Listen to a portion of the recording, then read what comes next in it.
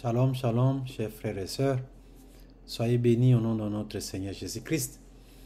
Nous allons continuer notre enseignement. Nous avons parlé sur les armes spirituelles. Et la première arme que nous avons choisie, c'est le sang de Jésus. Nous allons prier d'abord avant de commencer. Père notre Dieu, nous te remercions les bons bergers. Nous te rendons grâce pour cette opportunité. Bénis ton peuple, marche avec nous.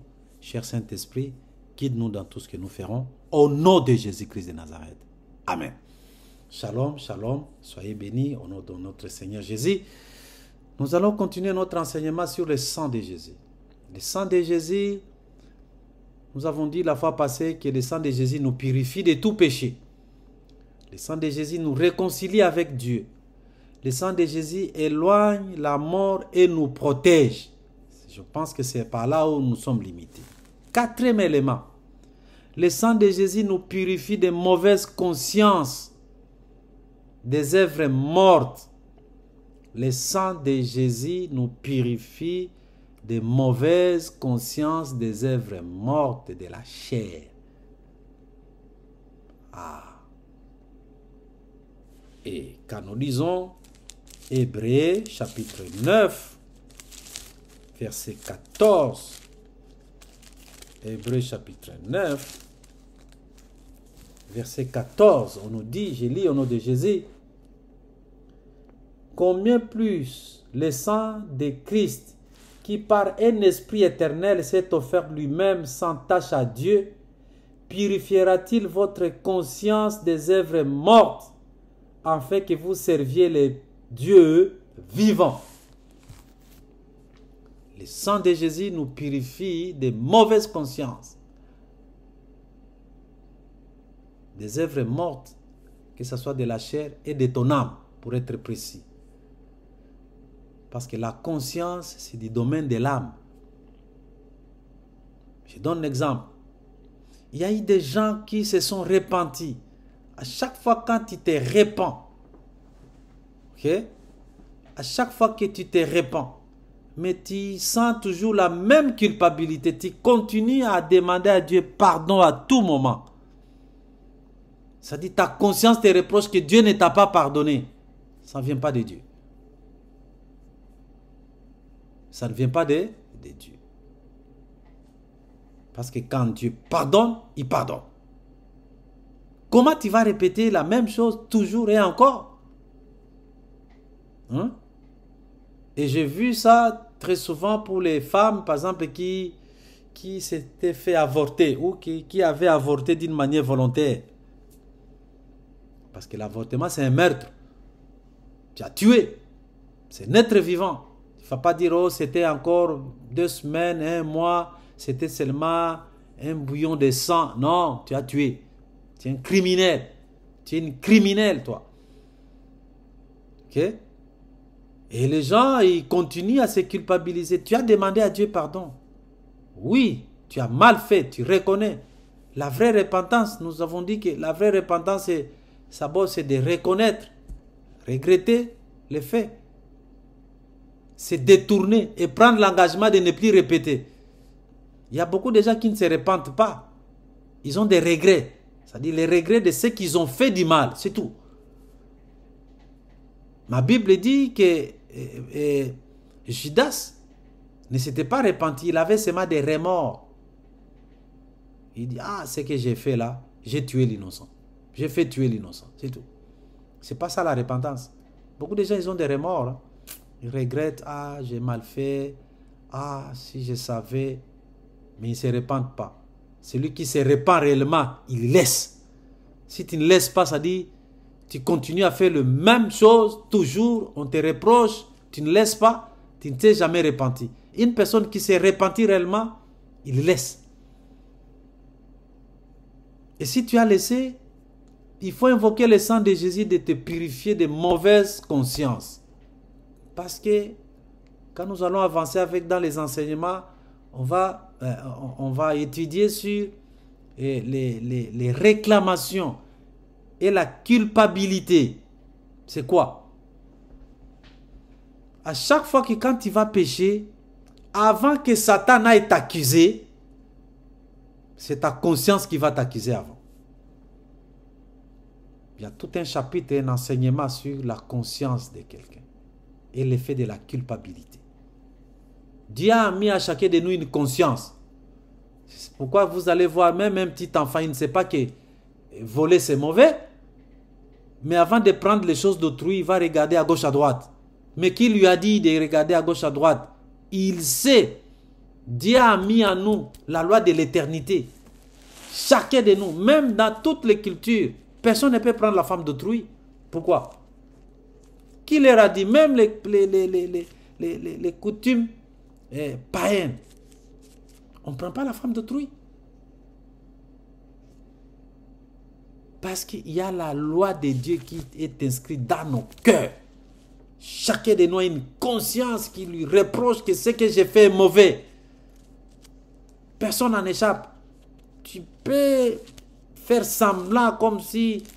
Oui, on va étudier ça, mais je ne vais pas entrer dans les détails parce que on va voir qu'est-ce qui corrompt la conscience. Il y a des choses qui corrompent la conscience. Et la conscience, c'est vrai, Dieu a mis dans nous une conscience pour que réellement nous puissions dire ce que j'ai fait ici est mauvais. C'est vrai. On va voir tout cela les jours où on va arriver sur le chapitre sur la conscience. Pourquoi? Ecclésiaste chapitre 3 verset 11 on dit: il fait toutes choses bonnes en son temps, même il a mis dans leur cœur la pensée de l'éternité. Toute personne, même celui qui dit il est païen, il ne croit pas. Tu ne crois pas parce que tu penses qu'il y a quelque chose, mais à la quelque chose là tu n'y crois pas. Comment tu vas dire que ça n'existe pas au moment où tu n'as jamais entendu parler? Ils se confondent eux-mêmes. Tu ne crois pas en Dieu parce que tu as déjà entendu que Dieu existe. Okay? Personne ne marche la tête en bas, les pieds en haut. Il marche comme ça, à moins que tu sois sorcier. C'est ça? Amen. Donc, Dieu a mis dans nous, chacun de nous, la pensée de l'éternité. C'est ça la conscience. Ta conscience te reproche toujours. À chaque fois que tu avais fait repentance, tu avais demandé à Dieu de te pardonner, mais ta conscience continue à te reprocher. Il faut invoquer le sang de Jésus dans ton cœur. Seigneur, j'invoque le sang de Jésus pour me purifier de toute mauvaise conscience. C'est ce que Hébreux chapitre 9, verset 14 nous dit. Tu ne seras pas libre tant que tu n'invoques pas le sang de Jésus de purifier ton cœur de mauvaise conscience. Ok? 1 Jean chapitre 2, verset 16.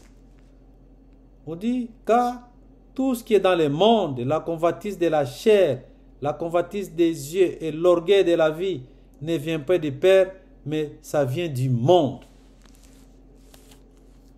Mauvaise conscience. Tout ça, ça ne vient pas de Dieu, ça vient que la convoitise, l'orgueil de la vie, c'est ça les œuvres mortes de la chair. Pourquoi? Parce que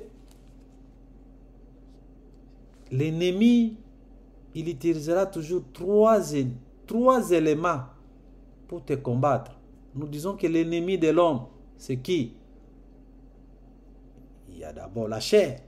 Parfois, il y a d'autres péchés, nous pensons que c'est Satan seulement. Non, non, c'est ta chair qui t'a fait pécher. Je t'ai dit, ta chair d'abord, ton corps. Ça n'a rien à voir avec Satan, ton corps déjà. Ça te pousse à faire du mal. Ok? Et on dit la famille.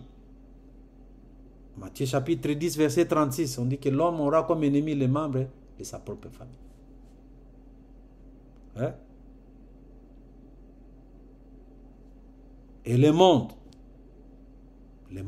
tout ce que nous voyons dans le monde, l'environnement, on va parler de ça une autre fois. Donc, toutes ces convoitises-là, ça te pousse à voir toujours des choses. Tu as une mauvaise, à chaque fois que tu as une mauvaise conscience, tu avais déjà demandé à Dieu de te pardonner, invoque le sang de Jésus pour enlever une mauvaise conscience dans ton cœur. Tu vas continuer à demander à Dieu, pardonne-moi Seigneur. pardonne, j'ai fait ceci. J'avais avorté, Seigneur.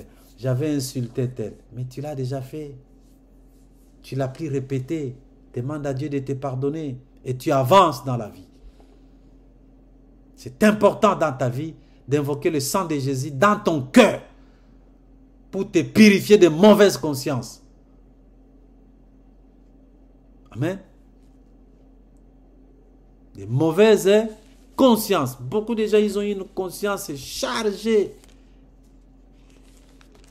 Et Satan entre par là. Il passe par là. Passe par ta conscience parce que ta conscience, elle est toujours souillée. Tu avais fait du mal, oui. On n'en dit ce qu'on ne vient pas. Tu as demandé à Dieu de te pardonner, oui. Ok?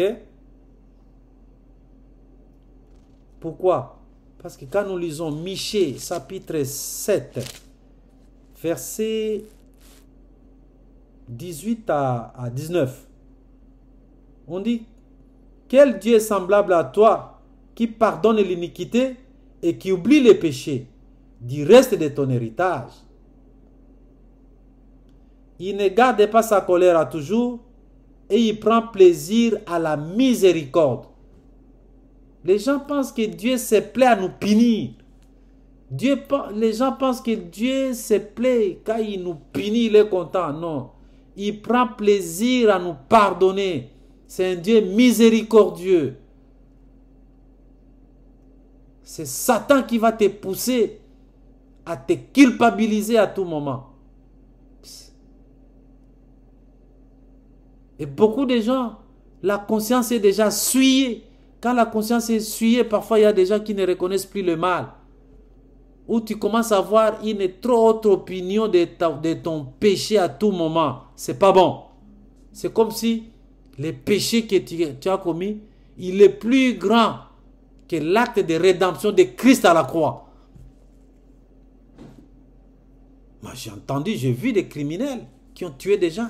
Ils sont devenus des grands pasteurs. Dieu les a pardonnés. Donc, je continue à lire. Dieu, il prend plaisir à la miséricorde. À avoir pitié de nous. Il aime ça. Ce n'est pas un Dieu justicier là avec un bâton. Hein, comme un préfet dit, ok, tu n'as pas fait ta prière. Il te frappe. Non, non, non, non, non, non, non. C'est pas ça. Arrêtez. Ok? Et on dit quoi? Il aura encore compassion de nous. Il mettra sous nos pieds nos iniquités et t'y jettera au fond de la mer tous nos péchés. Michée chapitre 7, verset 19. Au combat spirituel nous dit, Dieu se plaît à jeter nos péchés dans l'océan de l'oubli. Retenez bien ces versets-là. À chaque fois, tu as péché, tu vois ta conscience continue à te reprocher, tu dis non. La Bible dit dans Michée chapitre 7, verset 19, que il mettra au fond de la mer tous nos péchés. Regarde, qu'est-ce que ça veut dire? Tu as ton téléphone, à supposer c'est ça ton péché, Dieu se plaît à faire quoi? Il prend ces péchés-là, il les jette dans l'océan. Ça se trouve en dessous de ça, dit tu ne vois plus rien. C'est fini là, on ne se souvient plus, c'est parti. Il oublie. Mais toi tu restes avec la conscience, ah j'avais fait ceci, ah Seigneur, j'avais avorté, ah j'avais tué, ah on nous a enseigné que... il n'y a qu'un seul péché où Dieu ne pardonne pas. C'est le blasphème contre le Saint-Esprit. Et encore là, il faut savoir qu'est-ce que c'est blasphème. Il y a des gens qui ne blasphèment pas, mais en réalité, ils ont attristé le Saint-Esprit. On va parler de ça une autre vie. Quelle est la différence entre blasphème contre le Saint-Esprit et attrister le Saint-Esprit? Hein? C'est ça. Quelle est la différence? C'est un bel exercice. Hein? Cherchez. Parce que si je vous donne la réponse, vous dites, ah, je savais déjà ça. Cherchez. Et si tu connais, tu me fais un commentaire là, que oui, blasphème, c'est ça. Attrister le Saint-Esprit, c'est ça. Beaucoup de gens attristent le Saint-Esprit, mais ils ne le blasphèment pas. Ok?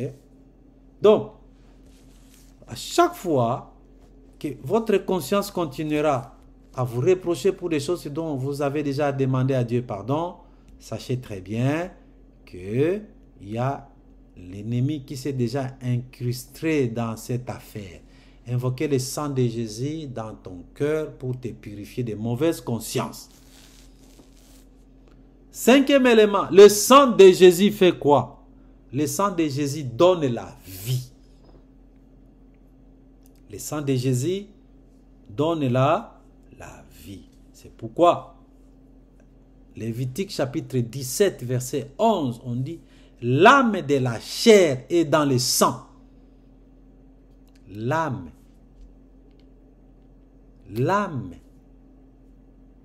de la chair est dans le sang. Dans les versions français courant, dans d'autres versions j'ai lu, on dit que la vie de la chair. Une chair qui vit, ça dit c'est une chair qui a le sang. Si tu es vidé de ton sang, tu vas mourir. Vite. Ce n'est pas quand on a déjà coupé la viande là, il y a le sang qui se trouve dans la viande. Mais non, c'est pas ça. Le sang qui coule dans tes veines. S'il n'y en a plus là, c'est fini, tu es mort. Ok? Et pourquoi nous disons qu'en invoquant le sang de Jésus-Christ dans ta chair, dans tes veines, tu vas recevoir la vie de Christ en toi. Donc, dans le sang, il y a la vie, il y a l'âme. Je ne sais pas si vous avez compris. Dans le sang, il y a la vie de quelqu'un. Si tu es vidé de ton sang, tu vas mourir. Ok? La vie d'un chien se trouve dans son sang. Si on vide le chien de tout son sang, il va mourir. Tout animal qui a le sang, si tu vides seulement son sang, il va mourir.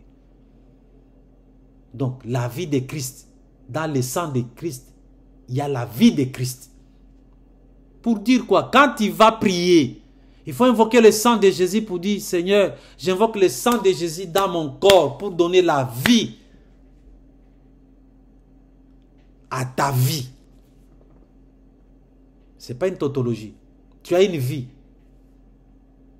Mais cette vie-là n'est pas une vie de Christ. Il faut invoquer le sang de Jésus dans ta chair. Tu invoques le sang de Jésus, le pouvoir du sang de Jésus, les vertus, les capacités du sang de Jésus, le dynamisme du sang de Jésus. Ça, nous verrons quand nous allons parler sur la malédiction des sang, malédiction liée au sang, les liens de sang. C'est une prière que nous faisons là-dessus. Pourquoi? Parce que la vie se transmet à travers le sang. La vie se transmet à travers le sang. Les semences de l'homme et de la femme, c'est du sang. Les adultes comprennent ce que j'ai dit. Donc, le sang se transmet de père en fils. Ok? Le sang que tu as là, l'ADN que tu as, si on va aller tester ça, on va trouver que tu as l'ADN, 50 de ton père, 50 de ta mère. C'est pas ça, c'est vrai. Et ce sang-là a les habitudes, les comportements. Si vous êtes déjà colérique, vous allez trouver que même si vous êtes au Canada ici, vous allez voir, vous avez les mêmes habitudes que les gens que tu as laissés au pays en Afrique. Mais vous ne vivez pas ensemble, vous avez les mêmes, vous faites les mêmes bêtises, vous avez les mêmes caractères, vous riez. Il y a de l'hérédité là dans tout ça. C'est à travers les liens de sang.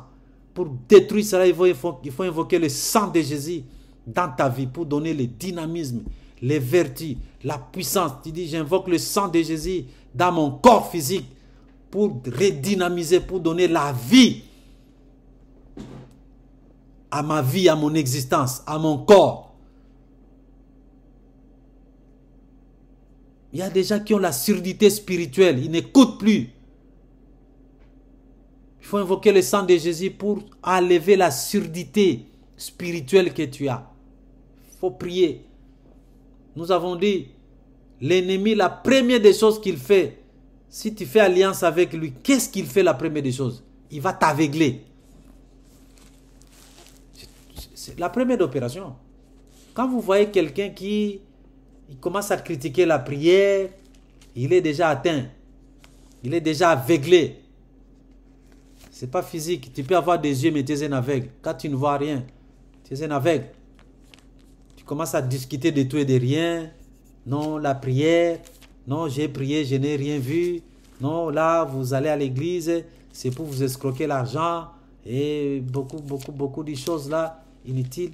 Quand vous voyez des gens qui, à un moment, ils se donnaient à la prière, mais après là, hein, quand vous traitez alliance avec l'ennemi, la première des choses qu'il fera, c'est de vous aveugler.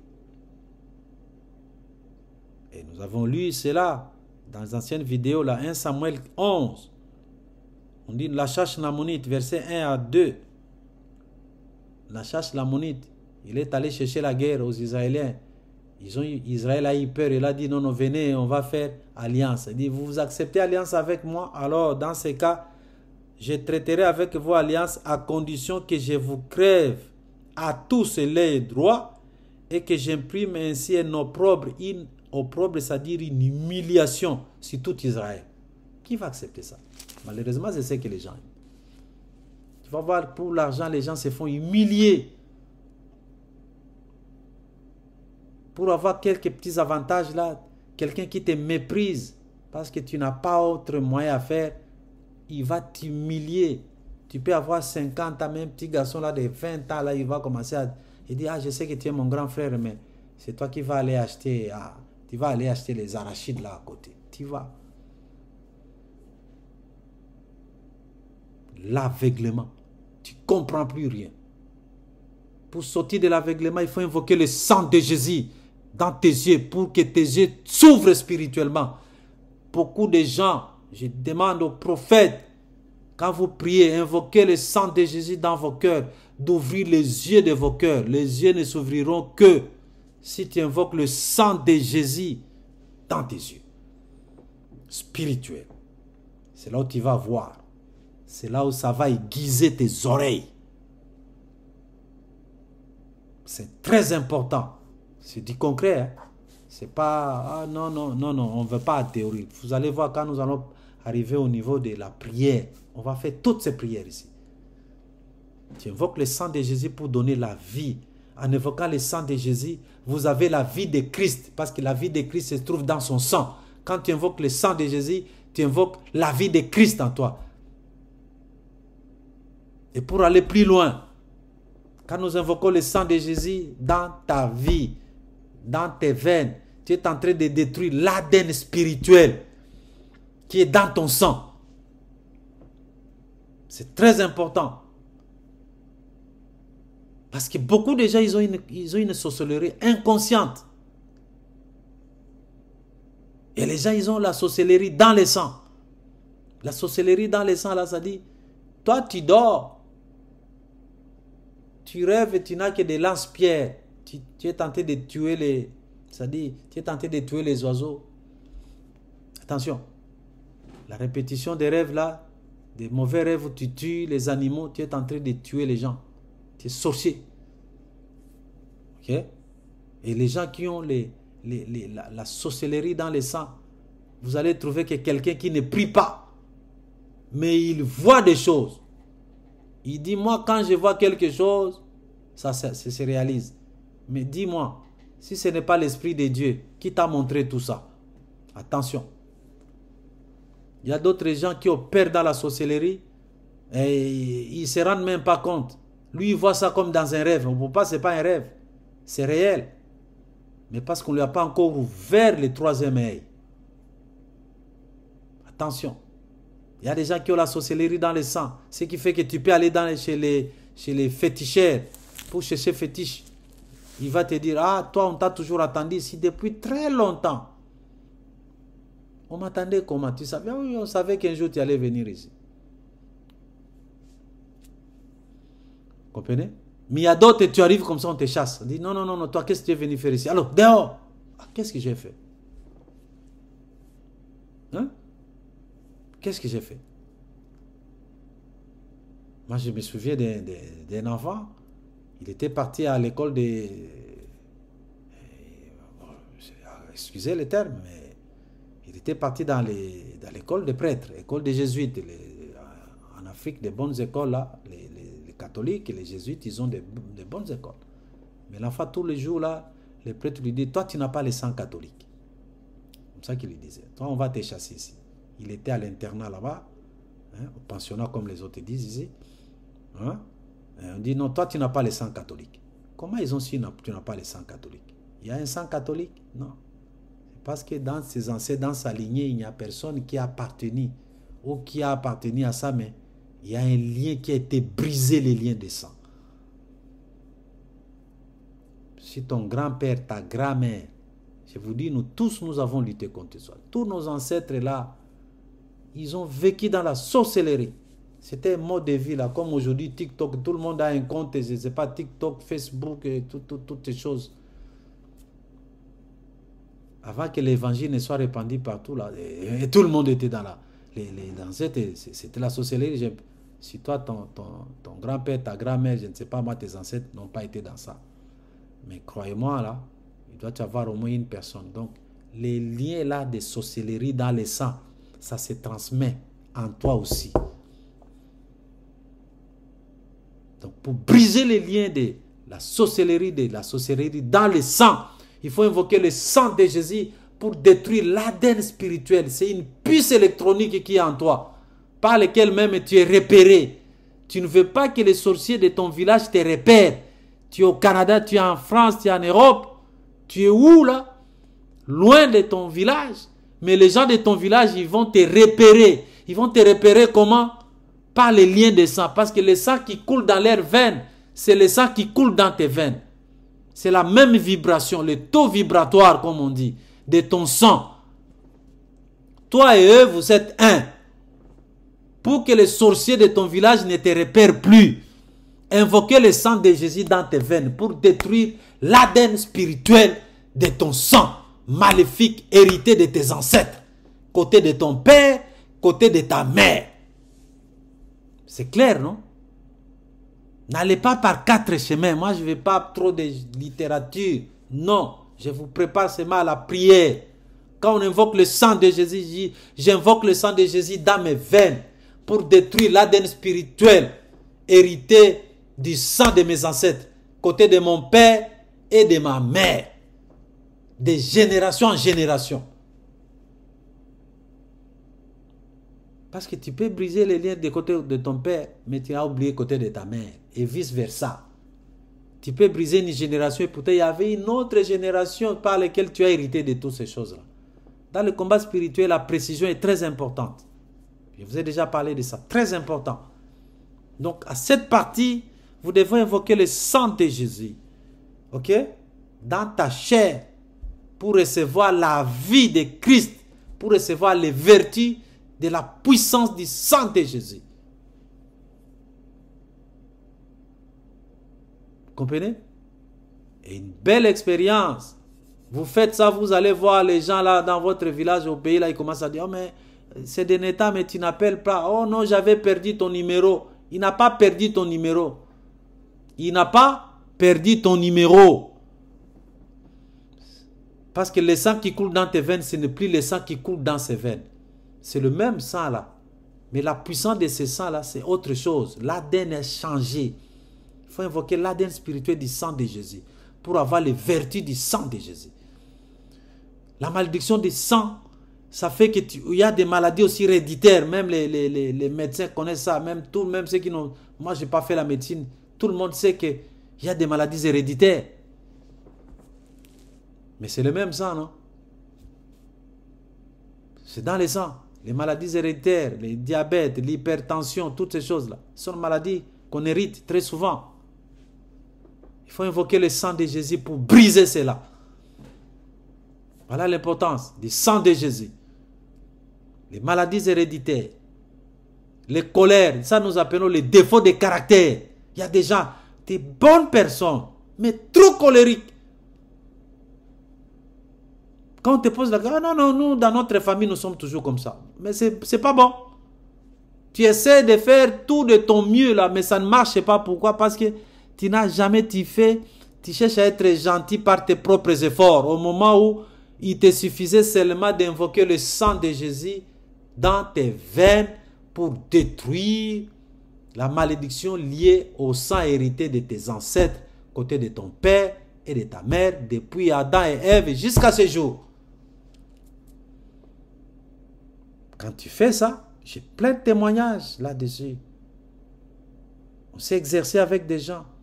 Mais je leur dis, vous allez voir, les gens là, ils vont dire, oh, j'avais perdu ton numéro. Le numéro était là. Mais ils ne te repèrent plus. Parfois, ils t'oublient. Ce n'est pas qu'ils t'oublient. Ils te cherchent à te voir dans leur miroir magique, diabolique. Mais parce que le sang de Jésus coule dans tes veines, ils ne peuvent pas te repérer. Ton sang, c'est comme une puce électronique. Vous voyez les gens qui envoient les satellites sur les planètes Mars, des milliards de kilomètres. Ils les télécommandent dans les centres de contrôle. Avec quoi? C'est de télécommande. Ça dit, les puces électroniques qui se trouvent dans cet équipement-là, se trouvent au sol. Si tu as un téléphone, je ne sais pas moi, de quelle marque X, et tu as un téléviseur de marque Y, tu es sûr que la télécommande de marque X va ouvrir? Non. Il faut que ce soit la même marque. Parce que la même puce qui se trouve dans ces télécommandes, c'est le même puce qui se trouve dans la télévision. C'est comme ça qu'on vous repère facilement. Vous êtes contrôlé. Toute votre vie, vous êtes contrôlé. Parce que le lien de sang est là. On vous repère à travers les liens de sang. Vous êtes colérique. Vous êtes impudique. Menteur. Vous trouvez des gens qui aiment seulement les mensonges. À cause des liens de sang seulement. On n'a rien à... Ce n'est pas de la magie. Invoquez le sang de Jésus dans tes veines. Après, tu vas voir. Oh, les gens ont perdu ton numéro. Après, tu vas voir que tu commences à être différent des autres. On trouve que tu es devenu compliqué. Tu ne t'occupes plus de la famille. Toi aussi, quand tu dis ça, ça te brise le cœur. Il faut envoyer. Oui, il faut aider. Mais il y a autre idée. Il faut aider avec discernement. On a parlé de ça la fois passée. Donc, il faut savoir quoi faire. Il faut savoir comment agir dans la vie. Invoquer le sang de Jésus. Ok? Pour que le sang de Jésus donne la vie à ta chair. Tu dois avoir les vertus du sang de Jésus. Tu dois avoir le dynamisme du sang de Jésus. Le potentiel, la vitalité du sang de Jésus dans ton corps physique. C'est important. Je l'ai dit, j'ai insisté là-dessus. Invoquer le sang de Jésus pour détruire toute maladie héréditaire. Invoquer le sang de Jésus pour détruire les défauts de caractère que tu as. Il y a d'autres caractères que tu ne parviens pas à laisser. C'est plus fort que toi. Le mensonge, la colère, la haine, l'agressivité, la passivité. Il y a des gens qui sont paresseux nés. Mais tu vas trouver, ils sont toujours comme ça. Il se contente des miettes. Il a tout le potentiel, mais il ne peut pas. Il dit non, si j'ai à boire, à manger, ça me suffit. Mais tu ne dois pas faire d'autres grandes choses. Commencez par le sang de Jésus. Amen. Nous allons continuer la fois prochaine. C'est très important parce que toutes ces choses ici, il y a la partie quand on va finir, on aura fait des prières, des prières. Le sang de Jésus, c'est une arme qui est redoutable dans le monde spirituel. Le sang de Jésus protège nos maisons. Mais ici, j'ai parlé, le sang de Jésus nous purifie de mauvaises consciences. Et le sang de Jésus donne la vie à ta chair pour détruire le sang de tes ancêtres, le sang de ton père, parce que tu as hérité de cela. Tu peux être pasteur, si tu ne l'as jamais fait, tu risques de faire comme tout le monde de ta famille. Amen, que Dieu vous bénisse. Notre Dieu, nous te remercions, nous te rendons grâce, pour ta bonté, que le sang de Jésus purifie mes frères et sœurs, pour détruire, ô Père, pour détruire toutes ces semences dans leur corps, dans leur âme, dans leur esprit, qu'ils ont hérité des sang de leurs ancêtres. Au nom de Jésus-Christ de Nazareth. Amen. Que Dieu vous bénisse et à la fois prochaine.